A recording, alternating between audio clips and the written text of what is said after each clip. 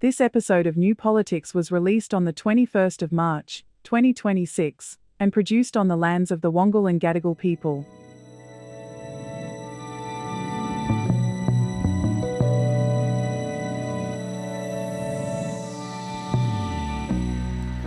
There's something a lot deeper going on in Australia right now, David, and it's just that everything seems uncertain. And I guess that's what war tends to do. There is that war in Iran that is affecting the entire world, not just Australia. But I think there's a wide range of other issues as well. There's just that wide level of distrust in our political leaders, which seems to be getting worse, not better.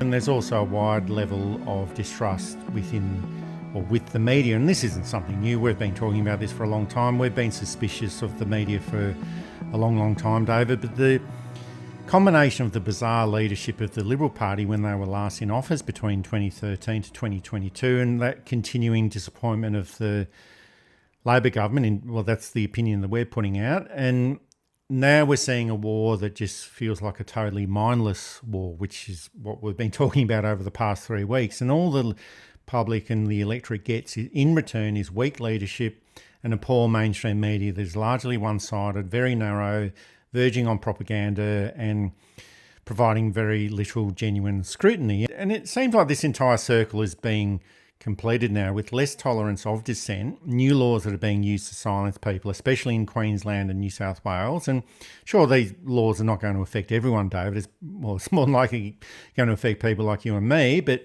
governments that try to control protests and silence opposition, they're just not very good governments at all. And there's also some covering up about what is being discussed or what is being reported from the current Royal Commission into antisemitism. A lot of that is being suppressed on security grounds, and it's ASIO saying, trust us, when it's the most untrustworthy organisation in Australia. So it's no wonder that public cynicism is rising, trust is diminishing. But the bigger issue is, how do we stop the decline and start to build up this trust again? Or do you think it's too far gone at the moment? ASIO is suffering. Publicly, they've been told that they've had their biggest failure in intelligence with the Bondi shootings, that they should have known about that they should have flagged the person who's now currently on trial in New South Wales for it. It's an organisation that relies on secrecy. And of course, it's not the only. There's ASIS who deal with overseas. There's the NSA who process the information that both ASIS and ASIO supply. You have the Australian Federal Police who are a part of this in terms of legal jurisdiction. And there's a few other bits of foreign affairs and military intelligence. But because ASIO is loath to tell us everything it knows, for various reasons, some that are defensible and some that aren't. And the defensible ones include not letting people know where their agents are, because that can be life-threatening.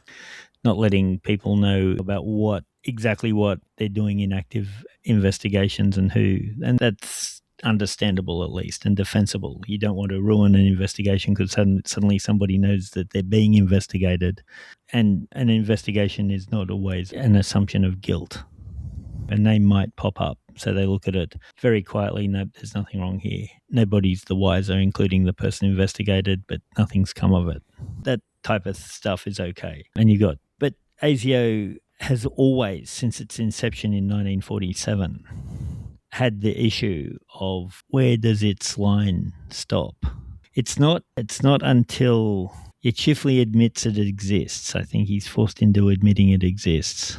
There were organisations before then, but they were mostly tied in with the military and police. ASIO is independent of those because it has a slightly different purview. I think it's got away with too much for too long, which is why we've found itself in the position now that we don't know what it's doing, we don't know how much it costs, and we don't know why it's doing it. As I said, in some cases that's defensible, but in most cases we do need to know what is it broadly doing, what areas is it looking into, who are we paying to run it. And I know that this stuff is publicly available, but how far does it stretch in Australia? Well, I guess that's the point, because I can understand that ASIO has to keep a lot of its information secret. There's no question about that. It is a security intelligence organisation. It's there in its name. That's the dead giveaway. But we've got to be able to have this balance where when they've done something that's so incredibly wrong, and people can see that from the outside that they've done something incredibly wrong or they've been incompetent or whatever, somehow we need to, well, not somehow, we need to find out about that, and we need to know that in a public sense. And how do you get public buy-in into an investigation into ASIO as well? And something like the war with Iran might feel like a distant conflict, and we've talked a lot about that over the past few weeks. But Australians are already feeling the consequences without having any real say in these decisions that have led to all of this. And you're not going to have people on the streets of Bankstown being able to influence decisions made in the White House. That's never going to happen. But I think that when there is this remoteness between something that's happening, whether it's in Australia or overseas, when there's such ill-considered decisions and there's just no public accountability into it, and there's just no account of public opinion at all. And I think that's what feeds into this disconnect, or that's why we get this total mistrust where people are being frustrated or feel hopeless about these kinds of situations. And I think the bigger issue is that people look at the political system, they don't see accountability. Institutions that are supposed to be upholding integrity, like the National Anti-Corruption Commission, well, they're useless. And it's not as though, David, this distrust has just appeared overnight. It's been an issue for a long, long time. We've talked about it for many years. We actually wrote a book about all of this some time ago, but it's been building for years and years and years, and maybe it's always been like this, but you can see the obvious evidence of this in Australian politics. And there's the rising support for parties such as One Nation. It seems like people have just become so frustrated, or at least 25% of the population, they've become so frustrated that they're starting to think that even someone like Pauline Hanson or Barnaby Joyce might be a better alternative. But we've seen the results of this sort of caper in the United States with Donald Trump, not just the once, but the twice. And we can see that it hasn't worked out well for the people of the United States and maybe for the global community as well. But I think that the Labor government had that opportunity when they first got into office in 2022 to change the system, build more trust into the political system. But it seems like they just gave up on that idea, either by being too cautious or too reactive. And I think after a while, this just becomes a public expectation that governments can't really do that much. They're not going to change. It's going to be the business as usual, instead of making all the changes that are really needed. And I think that's the sort of thing that feeds into this high levels of public distrust. And we've banged on about this, but it's worth repeating. And I think it goes down to the fact that Labor should have won 2019. They didn't, and lost to the worst candidate to ever stand for Prime Minister, which in 120 years of federation is a pretty remarkable event. They lost the voice referendum, which they should have won. They ran a terrible campaign. Now, the Liberal Party lost that too. They won the referendum, but they lost the long-term battle. I think that this is an argument for term limits in a way. I think that the cabinet is very experienced. That's not necessarily a bad thing, but with experience can come a caution. And so anytime they try and do something big and nation building, they fail. They don't look at why they failed. They look at the fact that they fail at it. And instead of saying, okay, how do we do this better? They end up saying, let's not try that and get a bit smaller and smaller. Yeah, let's not rock the boat. That's exactly what happened in 2019. They thought, well, it's like the development of a myth. This is why we lost the election in 2019. We're never, ever going to bring up these issues ever again, although they are talking about it now. And it's similar to what happened in the 1996 election. Like the Labor government, after being a reformist government on all of these economic issues, sure, not all of them would have been good, but they throw away that narrative in 1996 because they think, well, this is what cost us the election in 1996, so we're not going to talk about economics ever again. So they vacated the space, and that was taken up by the Liberal Party. And then you get the strange thing of that it takes them years to acknowledge that they're from looking at the evidence, the better economic management. The recessions nearly always start under a Liberal government, nearly always, not always. Labor spends a lot of their first term fixing the economy, saving the economy. You very rarely hear Labor praise the Rudd government's and Swan's saving of the economy from the GFC. You very rarely hear Labor praise Keating and Hawke's reforms, modernisation of the economy. You do a bit, but not. If I was being told, oh, you're terrible economic managers, I'd be saying, under Hawke, this happened, that happened, under Keating, this happened, that, under Rudd, this happened, under Howard, we saw the economy drop. He brings in an inefficient tax regime. He sells off a lot of public assets that are gone forever and that were generating income. They run them into the ground, and you just have to show that this is what happens when the other side get in. Now, I know that there are counter-arguments, but I'm talking from a Labor point of view. I don't understand why they're not much more embracing of their reformist agenda. The great Labor prime ministers were reformers. Chifley, Curtin, Hawke, Keating, Whitlam. That's not in any particular order, by the way. Rudd starts well and loses courage, loses momentum, gains the wrong kind of caution, gets rolled for Gillard. Gillard doesn't do as much reforming, but to be fair, and she does the Royal Commission, possibly the greatest achievement of any Labor Prime Minister of the 21st century.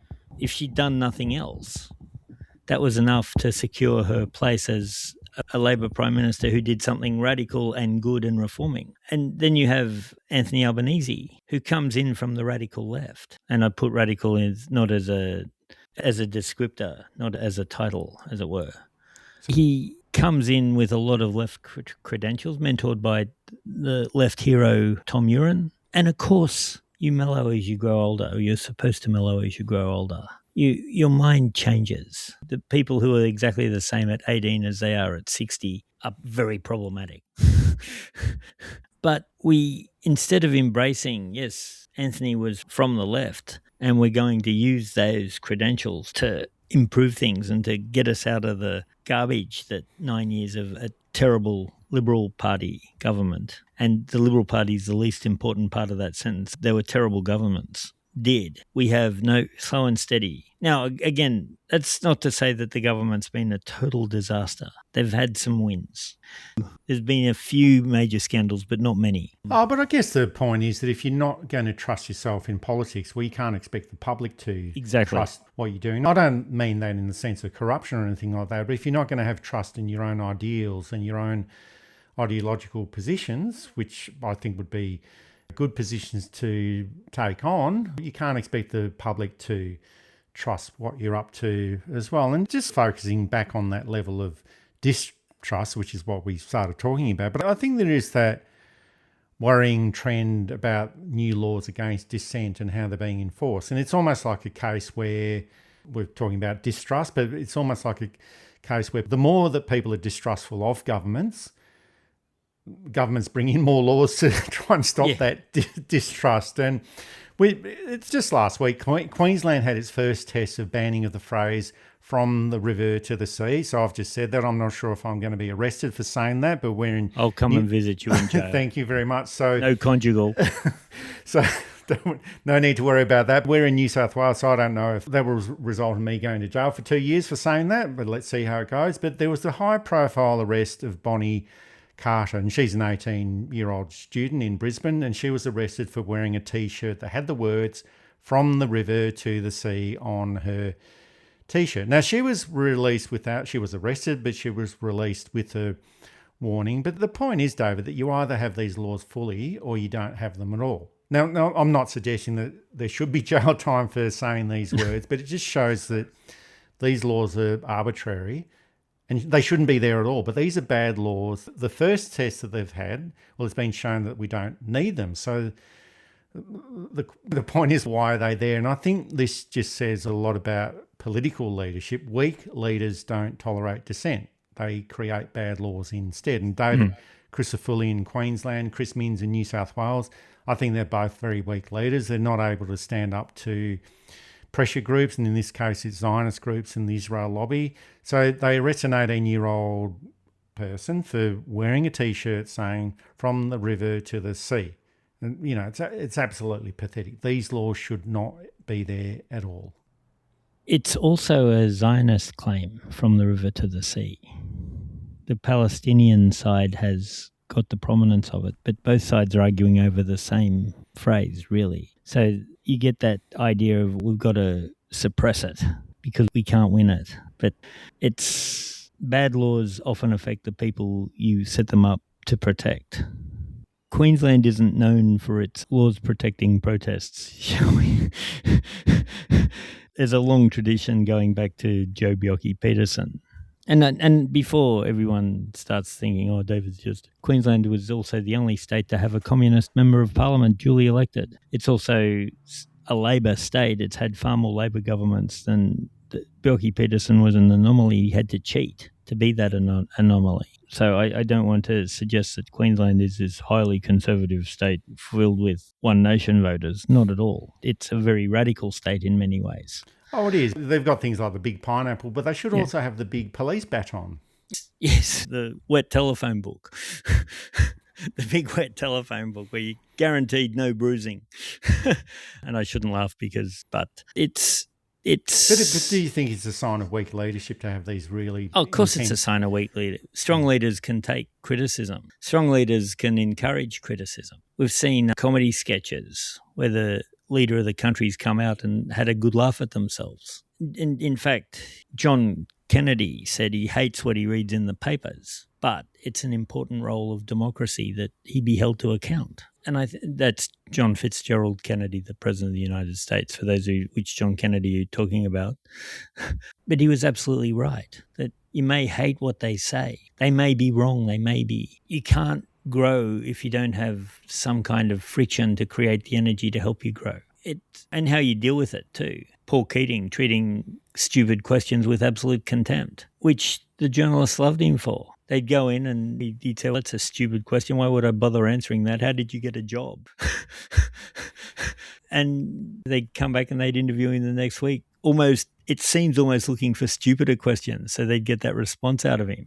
Bob Hawke was a little bit more, and even Malcolm Fraser understood. And John Howard loved the conflict. He loved having a hostile interview. Yeah, talk to me, bring it on. And John Howard wasn't the most dissent-encouraging Prime Minister, but a secure leader doesn't need to suppress. And I guess that's the issue, Well, they're within the areas of more public dissent. But I think overall this sort of gets back to the issue of transparency as well. And if you don't have that, that's where you don't have the public trust as well. And just going back to the Royal Commission into anti-Semitism, we talked a bit about that before, about a lot of it's being held under secrecy, under the banner of national security. And there is also that constant claim that it's going to prejudice the court case against one of the Bondi killers, and that's correct, but they were warned about this. Don't hold the Royal Commission until after the trial. Continue with that inquiry that Dennis Richardson was going to run. That would be the quickest and most effective way of finding out what went wrong.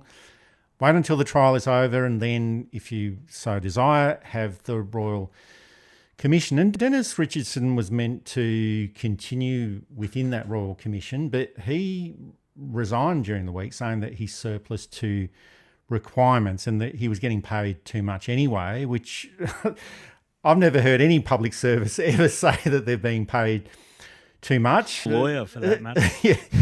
Never said that they're getting paid too much. So why is Dennis Richardson saying that now? And so I suspect that there's something else going on there. We're not entirely sure what it is. And that's what happens when you've got this sort of level of secrecy, and ASIO giving evidence in secrecy, or this stuff about, oh, trust me, we're from ASIO. Stuff that's never going to work. It's like saying, trust us, we're from New Politics. That's not going to work for a lot of people either. But within this Royal Commission, when it's ASIO's turn to speak, they'll probably go out to the back room and have a few scotches or something, play some pool, got a pool table out the back room when they're meant to be giving evidence. But, I'm being a little bit frivolous there, but we've always suspected that this Royal Commission was going to be a highly politicised one. They've probably already decided what the outcomes and recommendations are going to be. But just looking at this overall picture of public trust, it's almost like the NAC, the Anti-Corruption Commission, secret hearings. We'll never find out what was said or if anything was said at all. Conflicts of interest. Yeah, conflicts of interest and all those sort of things. And I think all of this just keeps feeding into that high level of distrust from the public. A Royal Commission. Again, there's circumstances where the Royal Commission into abuse in institutions, some of that had to be confidential. Victims' rights had to be protected. So we didn't need to know the names of the victims. I don't know that there'd be anyone who, outside of the investigation perhaps, who would think that was unreasonable. Private salaries paid to people in a job don't need to be public. We know you earned a salary, but then you earn this much over the top. Where did that extra money come from? That's fine. We don't need to know, particularly if you're innocent, that Joe X is on $75,000 a year and Joe Y is on $150,000 a year, unless the difference is corruption. And then even then, we can talk about the differences in salary rather than the precise salaries. I'm just thinking of addresses of people, that type of stuff. Again, reasonable things to suppress. The stuff that passes the pub test trademark copyright is fine. But to hold the whole secret thing behind closed doors suggests that they had the outcome, which happens so often in Royal Commissions anyway. They had what they thought was going to be the outcome, but the evidence was pointing another way. So they've now got to keep that away from the public. There's been at least 2 Royal Commissions into the building trade that were meant to destroy the union movement, and found that it was in fact the bosses who were corrupt, not the unions, except in a couple of minor cases. Well, I guess going back further, there was the Costigan report, which was meant to uncover all of these particular things, but it uncovered too much. It uncovered far more than what they were looking for, and that became a problem for the Fraser government at the time. Yep, exactly. Yep. The Royal Bats with Peter Garrett, which found that Peter Garrett was actually an excellent minister, and there was dodgy suppliers within the system who had lied to the system and were cutting corners to make more money that caused those terrible 4 deaths. And that was set up to crucify Peter Garrett. The press ignored it, of course, when it didn't go their way, but that's the way it is. And that doesn't mean to say you have to agree with Peter Garrett, but when the Royal Commission set out the findings, says actually he did a really good job.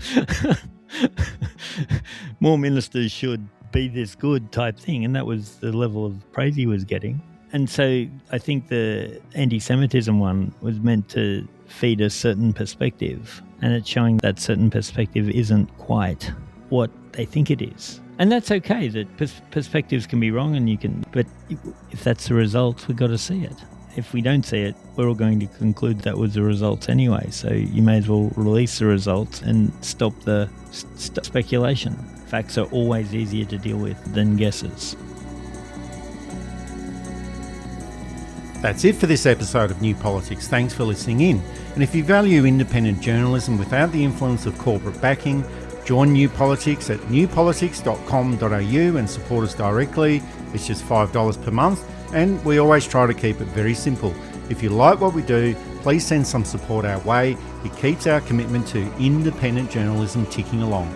I'm Eddie Djokovic. Thanks for listening in, and it's goodbye to our listeners.